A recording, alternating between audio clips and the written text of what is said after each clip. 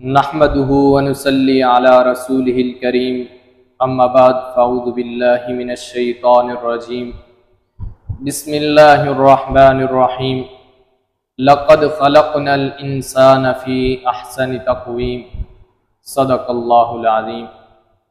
سامعین محترم، آج مجھے جس موضوع سخن پر لب کشائی کرنے کا موقع ملا ہے اس کا عنوان کچھ یوں ہے، اس کا موضوع کچھ یوں ہے کہ کیا اس دنیا میں اب بھی بہترین لوگ موجود ہیں، اور اگر دنیا میں بہترین لوگ موجود ہیں تو وہ کون ہیں؟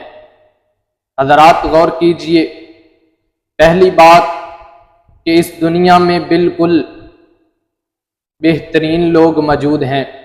اب رہی بات کہ وہ کون ہے، کیا ڈاکٹر دنیا کے بہترین لوگ ہیں؟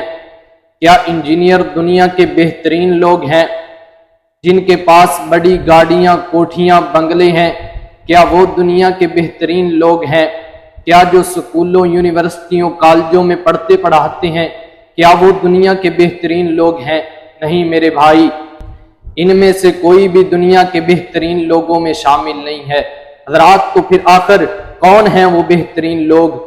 حدیث پاک میں آتا ہے، سنن ابی داؤد میں روایت موجود ہے، اللہ کے محبوب پیغمبر علیہ الصلوۃ والسلام سے کسی نے سوال کیا، اے اللہ کے محبوب ہمیں بتلائیے کہ دنیا میں بہترین لوگ کون ہیں؟ تو اللہ کے محبوب پیغمبر جناب محمد الرسول اللہ صلی اللہ علیہ وسلم نے فرمایا، خیرکم من تعلم القرآن وعلمہ، فرمایا تم میں سے بہترین لوگ وہ ہیں جو قرآن کی تعلیم سیکھتے اور سکھاتے ہیں، جو قرآن کو پڑھتے اور پڑھاتے ہیں، یہ دنیا کے بہترین لوگ ہیں۔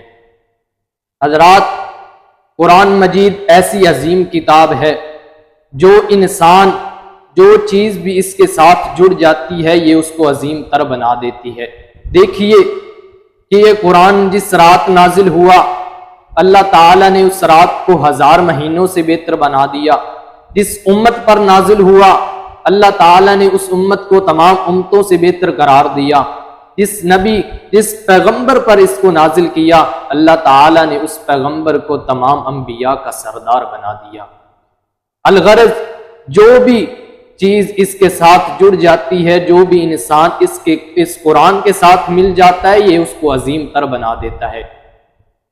ایک اور حدیث پاک میں آتا ہے، یہ بھی حدیث سنن ابی داؤد میں موجود ہے کہ اللہ کے محبوب پیغمبر علیہ الصلوۃ والسلام نے فرمایا، جو شخص قرآن کو پڑھتا ہے، قرآن پڑھنے کے بعد جو اس میں بیان ہوا ہے اس پر عمل بھی کرتا ہے، تو اس آدمی کے عمل کرنے کی وجہ سے کل قیامت والے دن اللہ پاک اس بندے کے والد کو ایک تاج پہنائیں گے۔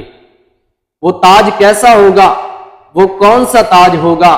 حضرات، اتنا خوبصورت تاج، آپ اس کا اندازہ اس بات سے لگا سکتے ہیں کہ اللہ کے محبوب پیغمبر جناب محمد الرسول اللہ صلی اللہ علیہ وسلم نے فرمایا کہ اس تاج کی روشنی، اس تاج کا نور اتنا زیادہ ہوگا کہ یہ جو دنیا میں سورج ہے یہ بھی اس کے آگے مدھم پڑ جائے گا، اس کی روشنی بھی اس تاج کے آگے مدھم پڑ جائے گی۔ حضرات آئیے اس قرآن کے ساتھ جڑ جائیے، خود بھی بہتر بنیے اور اپنی اولاد کو بھی بہتر بنائیے۔ اللہ پاک سے دعا ہے کہ جو کچھ میں نے بیان کیا ہے اللہ مجھے اور آپ کو اس پر عمل کرنے کی توفیق عطا فرمائے۔ وآخر دعوانا ان الحمد للہ رب العالمین۔